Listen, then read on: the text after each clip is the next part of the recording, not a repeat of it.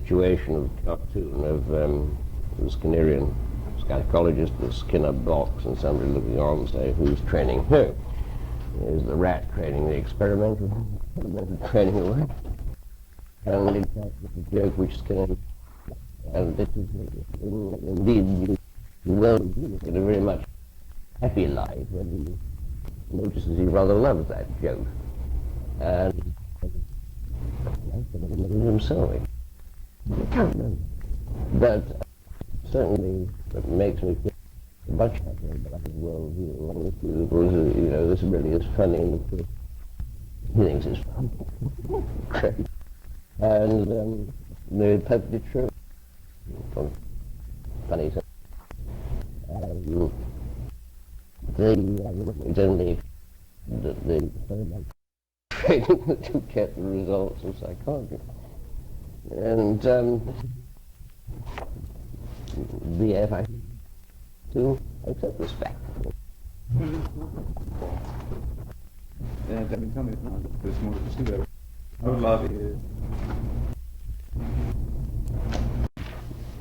VF, I think, would be the first to accept this fact.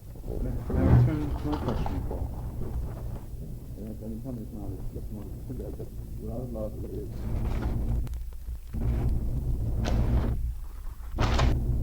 How is it that for sure in the adaptive experiment that the loss, and those are drawing me a diagram, there's no difference between the person and the environment? What is it about the adaptive of the system which causes it? Simply it gives a message, as if you had a program of any kind, it would be, of course, minimally. When you have several adaptations, let me say, machines typically did. You had the setting parameters and regulate and sort of maximize the lower level parameters or whatever and this kind of thing. I guess there was a declarative statement. Tell me why. You started in current view, but not historical, or written up in views, probably informed. It is written up in philosophical or conference type papers. Side the Shrine experimental psychology. This simply notes that and so on, and rather usual footnote manner, note manner of discussion. Of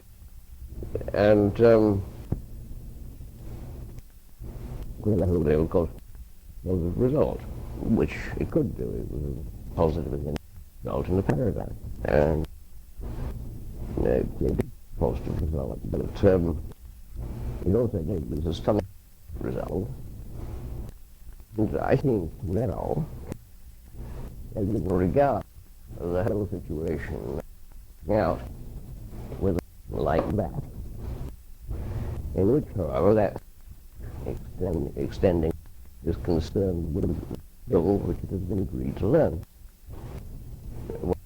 Later, and then peripherally, mechanism is the dominant partner, and partner is a bad word, is the dominant in determining the way back that the skill is acquired. Makes easy certain. It discovers which kind of path the instruments we're looking at. Last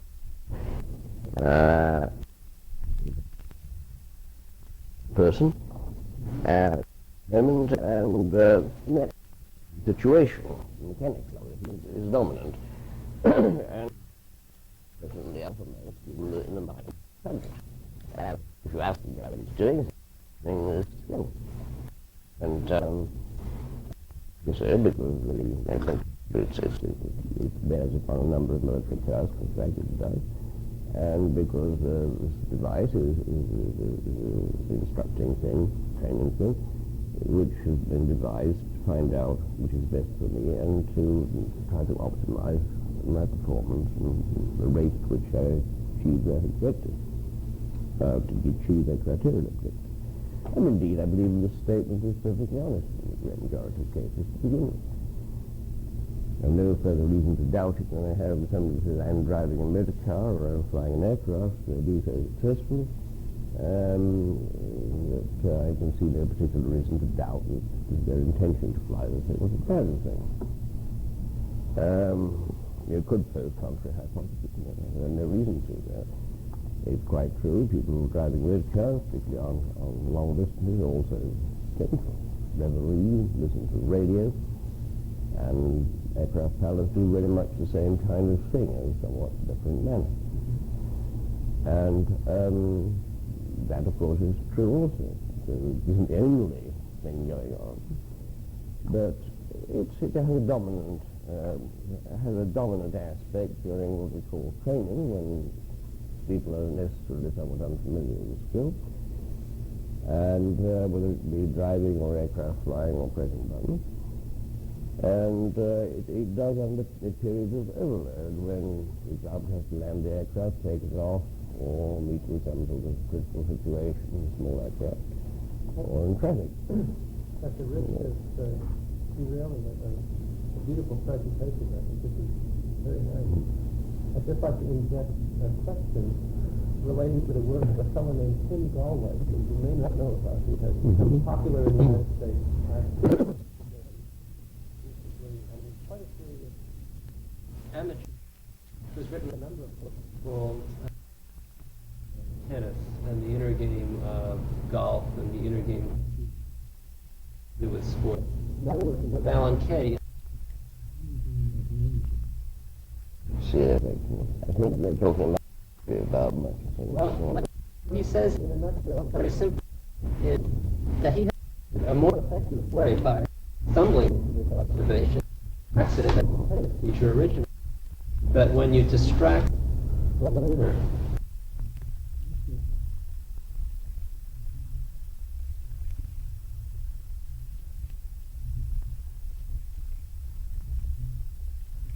motor skills at least, yeah. The learning takes place much more rapidly. And so that he will tell somebody playing tennis while learning he'll create a version of conversation about how it's basically letting them see this and then throwing both of them more so that simply happens, and then he suddenly tells them that obviously they watch themselves in some other way. Is that? That is really what the A and B stand for. And in a game like this, where the ball is not very reactive, and the job is not very reactive, manner, the player in training that skill. There is another player in training. There's a limited number of players that are employed by the coach or the coach will. Now, very much the same rules as these things. One sort or another. And will adapt, obviously, to all the activity of the coach.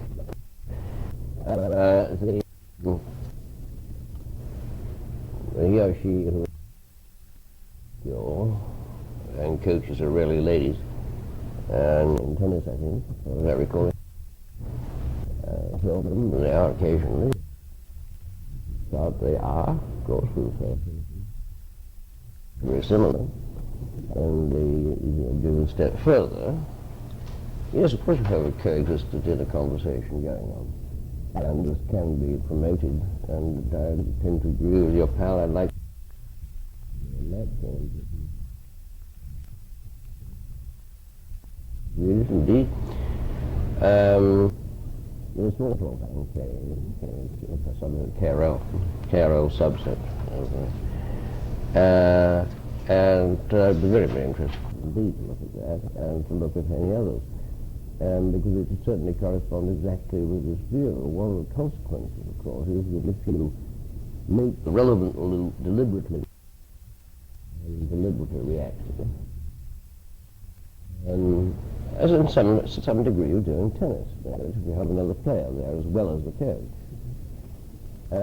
then you can certainly enhance the whole process by giving a self-reflection of a sort on how you're learning. And you can do this very well by diverting to set up an internal conversation, just like an internal conversation, which is not about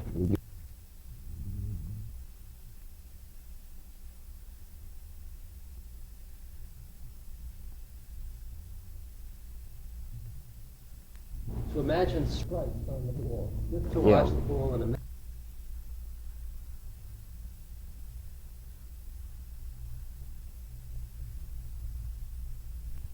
to this ball very strongly without thinking that you're having anything to do with hitting it. And this is absolutely the same paradigm at this stage. It becomes a slightly different paradigm when you make the thing, well, I'm not sure how slightly, because it depends if it's a many-person activity. Of course, it is the same. I mean, a game of tennis competition. One that I've seen now with expert players. And there is no necessary dominance any longer, no teacher-student type relation there between these genuine people, and each of them does have an internal conversation, but obviously with experts it's about tea and which I'm looking forward to, and their careers and their reputation and what crowds saying and so forth, depending on the context, whether they're playing on public court or whether they're playing. And I would, I entirely concur. And to some extent I am turned, but I don't know enough about it. I'd be interested to learn that players in such activities also share their internal conversations by esoteric or private languages that they build up in terms of movement, gesture. They do gestural pointing. They do them, of course, to crowds, common. And it's common in even non-professional public sport, and it identifies the player and also other things, and is what you call the style of the player to a very large extent. Skill is this as well as skill is obviously in carrying out the activity. Whether they wanted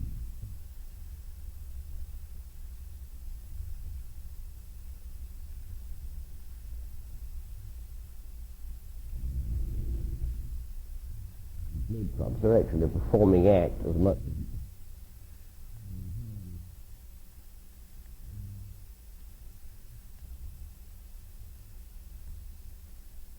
as I try to learn it.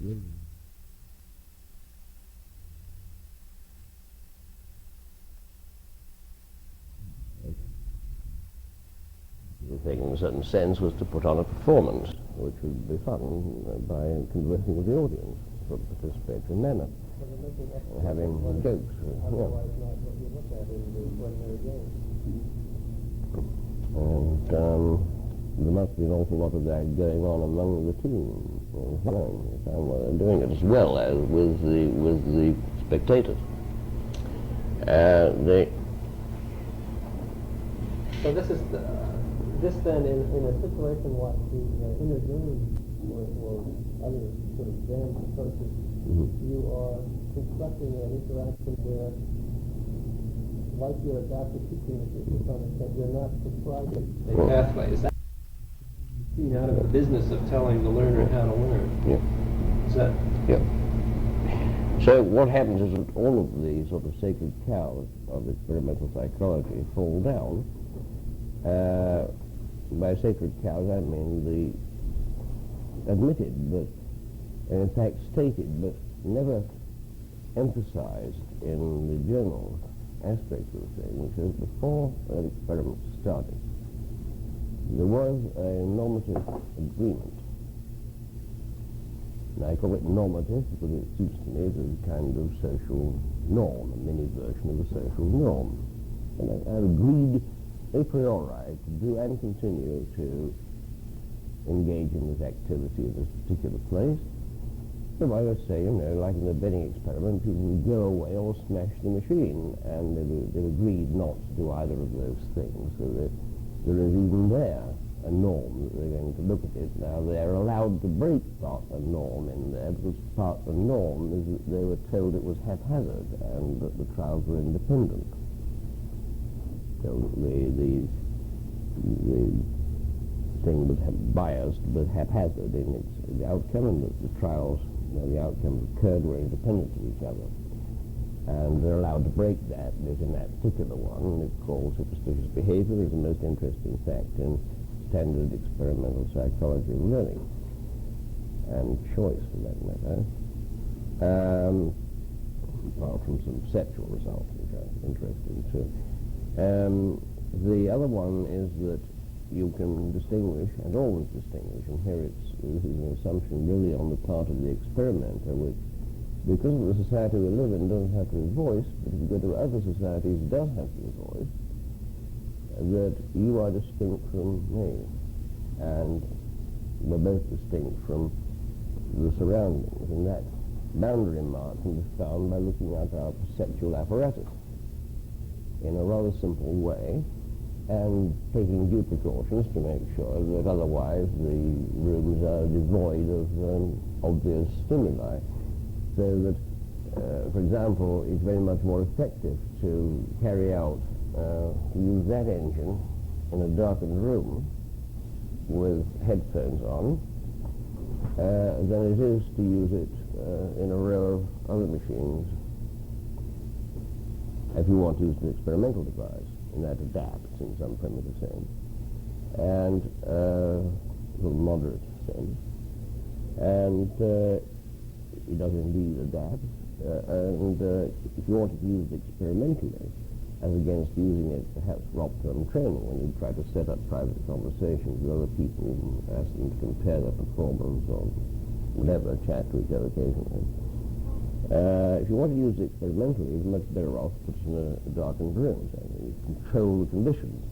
And the whole of this business about controlling the conditions and rendering them repeatable and so on is again presupposed. And that doesn't seem to be the case because of this arrangement here. And manifestly, one of the major parts of these conditions is that you can always distinguish the subject. And there are a whole lot of other presuppositions, of which I think I'm just going to put a couple down.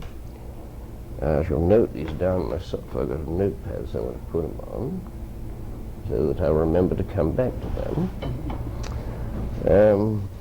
So remember what the conditions were. Everybody got a piece of white notepad when it comes? I had one a moment ago, but it disappeared. And that white ones are better actually. I see them much better. Oh, sorry, apologies. Oh, that's where it went to. That was it. Anyhow, I've got one now. Fine. And the conditions are subject boundary, which is considered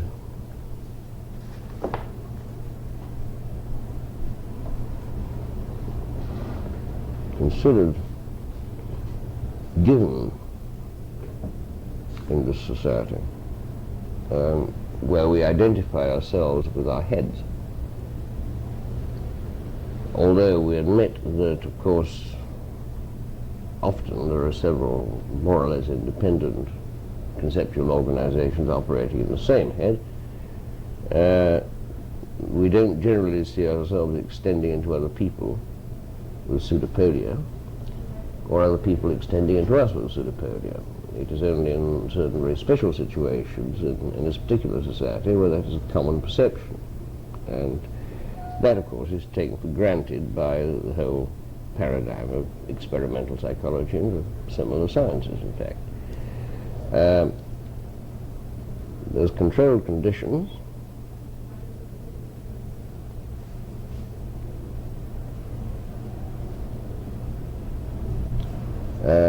Agreed norm, and usually to do a task of some sort. It's another one. Finally, there is an assumption that it is possible to learn in one way or another from the input and output. Now, this is actually output insofar as certain beliefs are held, certain beliefs which make it possible to regard experimental psychology or experimental sociology, or even such things as responding to questionnaires, which are done in all sorts of scientific study, economic to political to whatever, that people are independent except for a pervasive thing called opinion and institution, independent, and what was that? pervasive things called people and institutions. I mean, we accept fairly readily, even in political surveys, that and if we didn't, we couldn't get the survey to work at all, essentially, that there are institutions like political parties, religions, etc., of one sort or another, which actually are belonged to, perhaps by several people or many people in a population, and that these are to some extent shared, therefore, by other people and form a standard part of their cognition, on a par with almost language, say, and they will put down language as one of them, institutions,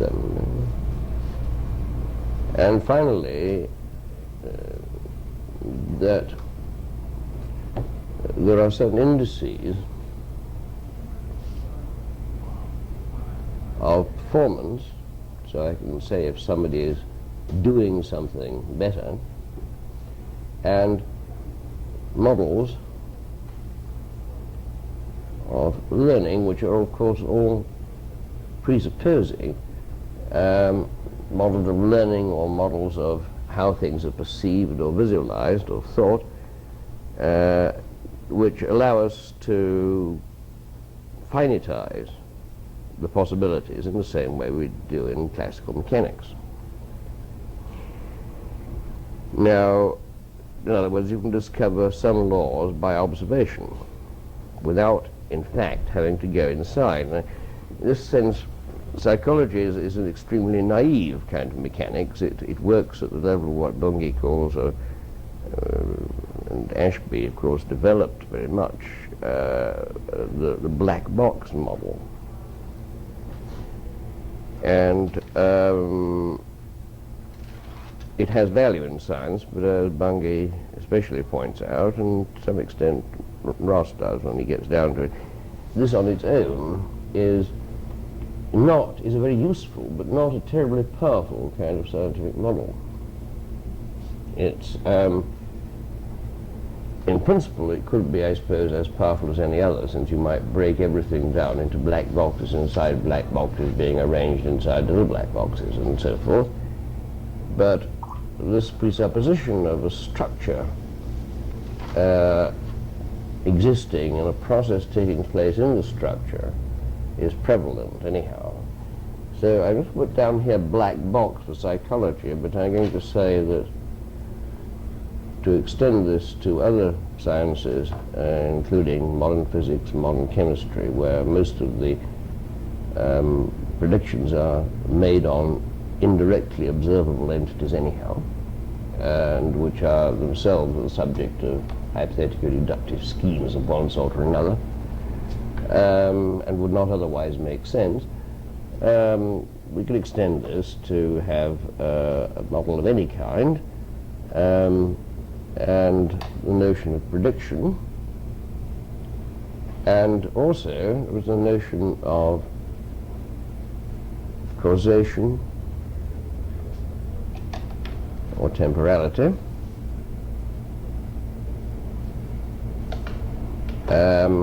which even at the stage of cast I was not in a position to seriously question. And as a special variant on causation, one has probabilistic causation, which I was in a position to question, and the non-causal probabilistic association of correlations and what have you of statistics. Now, ultimately, conversation theory questions all of these.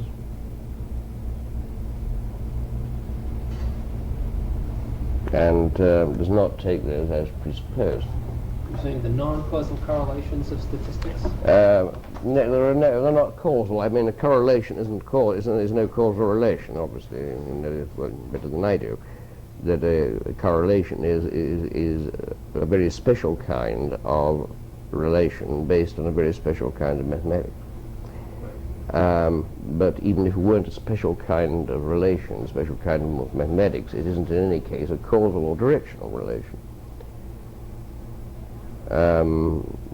Singers producer-product relation, for example, is a causal relation which is directional and may be fuzzy or hazy even, with multiple causes, or even may be, in some good sense of the word, multiple outcomes. But it is a principle of causation, whereas in statistics you're not generally concerned with causality, you're concerned with relations between which are neither-sided. It isn't that one thing causes another.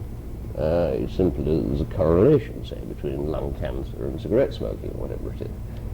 It's probably true that one of the causative factors in some cases of lung cancer is indeed a certain combination of things, including cigarette smoke, which is often present when this condition later arises.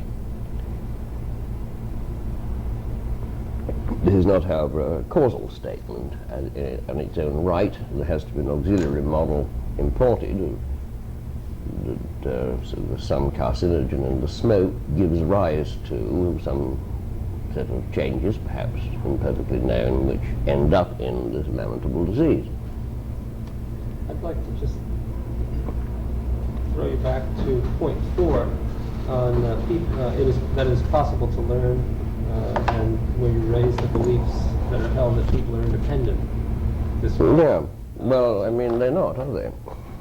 No, you extended that to I said this was a very culturally bound one, I think. There are some cultures in which a lot of the things you do in the laboratory appear just sheer gobbledygook. I mean, they're accepted. In a vast number of cultures are accepted, incidentally, just because they are genuinely accepted in certain fields for certain kinds of event to which notions of independence are easily applied. I mean, looking at stars and so on, there isn't much disagreement. Significance of the moment may be ascribed to different presuppositions which determine motion. But in general, modern astronomy is accepted as a better bet than most things, and there's not much disagreement about that. When you get to doing experiments with people, or you get to doing experiments even of a social or ecological kind, there's an enormous amount of disagreement as to whether people are independent in any sense at all. And actually, in many cultures, it will be regarded as the case that occasionally I'm independent. You had added to that comment the institution of language, or language as the institutional-like structure in that. And I just wanted to ask you about that, the relevance of that to the experiment that you're, or the paradigm. I think it's extremely valuable, because language is a fortiori thing we share, something which makes us, and something we possess. And depending just how we talk about we, as far as I can make out, limited ability as a linguist, I must say, I am particularly doing what you have to do to find this kind of thing out. Are you speaking the language, like you're speaking Vietnamese or something, and I'm not good at languages. And I think I'd be awful at Vietnamese, as a matter of fact. Well, if I got upgraded too fast, got my promotion too fast, I'd be in a very serious difficulty. And so it is. I'm not really in a position to comment on this personally, quite frankly. I have tried it with some languages, and the suppositions are different about whether you have the language, or whether it has you, or whether we all have a language organ, like Chomsky says, and that's universal, in some sense could be regarded as a common organ. to the whole of I humanity. have a narrower question about that. Just sorry. in your introduction of language in that place, were you suggesting that the fact that a group of subjects, let's say, who might be in a given experiment, by the fact that they shared the same language, were then not independent just because of that? No, I wouldn't. I don't think I'd go so far as to say that, because I don't think that most psychology would require that assumption quite. What they would require is that they had the language was intelligible, and for the purpose of a lot of experiments that are done, not a lot that might be done in which private languages are constructed. I can see no particular harm in that supposition. I mean, I can't say anything which demolishes the laboratory work or undermines the laboratory work in any serious manner. I mean, it's not my view that people are kind of capable of reading code like machines are capable of reading code or something. It's, I think, entirely untrue, but I cannot really see any reason for rejecting good empirical data, because the basis of the empiricism holds that something like this is the case. In fact, the basis of the empiricism is supported here, both in most of it is, by trying to make clear, and in good experiments on perception, in good experiments on such things as the handling of negative statements, as against affirmative statements or contrary evidence or so on. A great deal of care is taken to be sure if anything at all obscure is being employed in the way of symbols like logical terms and so forth, that there is an agreed understanding. Generally, apart from these sorts of things, it isn't in a sense necessary, because whether you decode this as a stimulus or whether you understand it as a stimulus, I have not really any objection to the great majority of work. I have objection to the view about decoding, but that is on entirely different grounds. I don't think that the process of language is anything like the process of feeding strings of what used to be, and I suppose ultimately still are, electrical pulses into a machine designed to handle them one at once, into an appropriate part of that instrument. I don't think there's the slightest resemblance, frankly, between that and speaking or conversing. And if you wanted a paradigm which is superficially appealing as being something like, rather than saying, you know, slap a fish on the counter or a chair or something like that, if I give a plausible one rather than an implausible one, you want a plausible opposite to what language is like as occurred in a computer. It's giving instructions. It's an operation which may have creativity in it, it may have design in it, often does, but nevertheless this is in no way concerned with actually feeding that stuff into the engine, and the fact that it may do anything for you is simply using it as a sub-engine in some way to make sure you haven't made obvious mistakes and made syntactic boobs or something. And you built that in too, or some guy who built the thing for you has built it in. It's just a facility. And, now this is not like language or correcting usage in a language. It may bear a slight resemblance to the kind of correction you get when you make a statement that is utterly unintelligible in language learning. But you don't usually do that. Few statements are utterly unintelligible. They are often in language learning, and this applies both to languages that are spoken and to languages that are done, like tennis or dancing or painting or whatever. You're generally intelligible, though often your utterance is not conveying the meaning you intended, and often you may be even mistaken in the usual rules of usage. And maybe even it isn't heard, or is heard perceived as an auditory signal or even a linguistic signal, and perhaps act in quite a different way. I said, I think, earlier in these seminars about that, in my view, the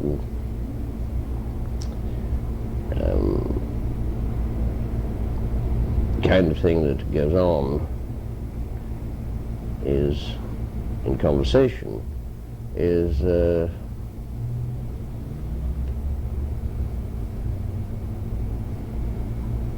essentially a coherence-making operation. And this is bringing together entities that I think clearly have to be differently specified to the standard specification, not because the standard specification is wrong. And here I'm going to introduce some new specifications, so I'd like to, I think it's a moment which to do so actually, perhaps with a few more examples. Consider very seriously the fact that I'm not denying the propriety of taking people with bodies and heads and feet and arms. I missed that word in the truck. You're not denying the what? I'm not in any way denying the propriety or rectitude of talking about people who have arms, feet, and heads, and legs, and so forth. I should be vastly irritated if, having broken my left finger beyond retrieval or having frostbite in it, I had to have it extirpated by a surgeon, went and extirpated my right finger or my head. And I'd be vastly irritated if we went and so I guess the other guy went and extirpated somebody else's, which is not an unknown occurrence. And the same comment applied even more poignantly to, say, for example, a brain operation. I'm not saying that this is an improper distinction to make. I'm merely saying it's irrelevant to psychological events, for the most part. Very few psychological events are carried along in that way. And there are some, sure, where that distinction, which pervades what is called individual difference psychology, has a legitimacy. And I am prepared to believe there are some, but it's functionally a pretty awful distinction. It would be as stupid for a surgeon to operate upon your soul as it would be for you usually to operate psychologically upon a body.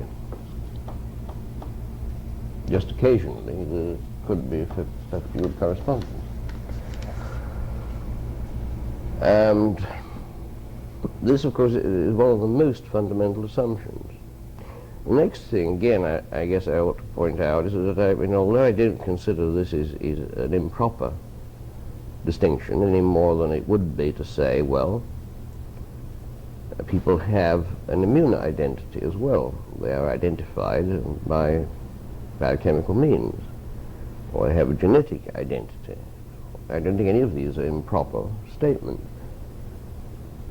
But I think one needs a statement which is, if we're going to talk about individuals, which may or may not be independent, then one needs some kind of specification, a boundary line, which it's alleged is going to contain an independent bag of tricks,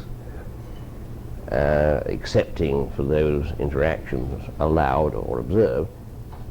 It isn't appropriate actually for psychology. I mean, one is appropriate for immunology, one is appropriate for surgery, and quite a lot of biology, not all of it, and so on. And there are an indefinitely large number of such distinctions that might be made, and there are several, however different, still infinite classes of them. And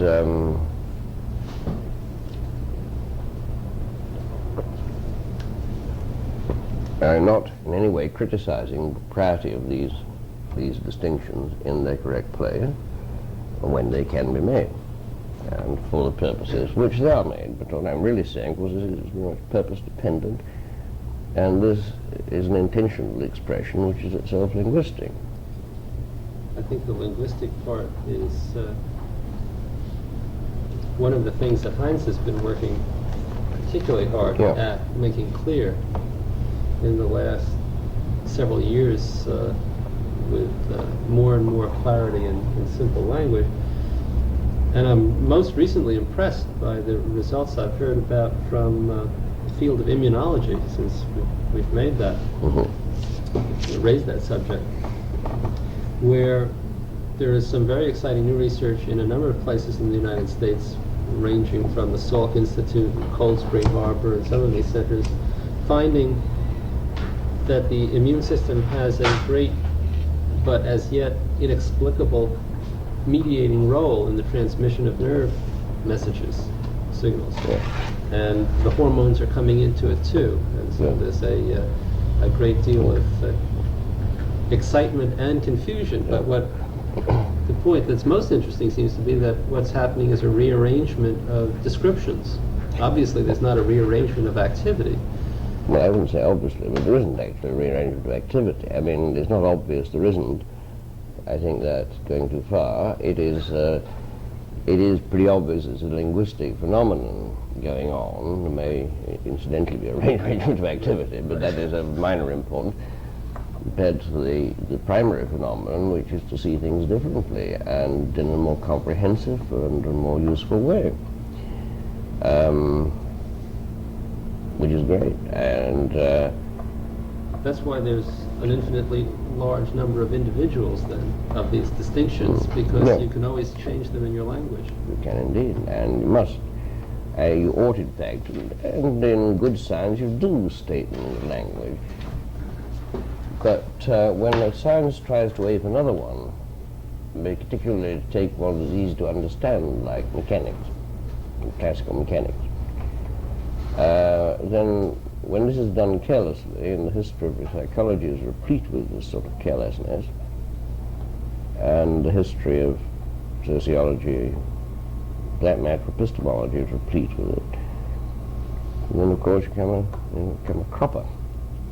If you're just copying something because it's in a fashionable field and one which is fairly easy to understand and to put over, and fairly widely accepted and happens to tally with a number of jobs that people do and find quite important, and then put that over as the appropriate paradigm, and then you choose between the ones that might be scientifically respectable, as it were, and you select the one which is easiest perhaps to get over, and having got stuck with that, you're clobbered. I think there's another point that can be made here along those lines. It is not simply when one science borrows the paradigm or structure or model of another, but it happens within a science just as easily, in the sense that the retention of the Ptolemaic point of view in the presence of more and more precise data to continue to retain it is to insist that the paradigm has a certain value in and of itself, that the model has a value in and of itself, and that one should therefore persist in using it. And if the data makes it more difficult to do that, or makes it, when you use the model with the data, you apply the model, if it requires that you generate very complicated things, epicycles on top of epicycles, then that's what you do, because you just say, well, it's not that my paradigm is incorrect, it's not that it is not suitable to use this paradigm, this model, it's just that the world is complicated and I'm now extracting those complexity. I'm refining my understanding of the world, and I retain my paradigm. So that certainly happens within a science, such as astronomy, over and over again. And one never knows, of course, within a science, whether or not it's the case.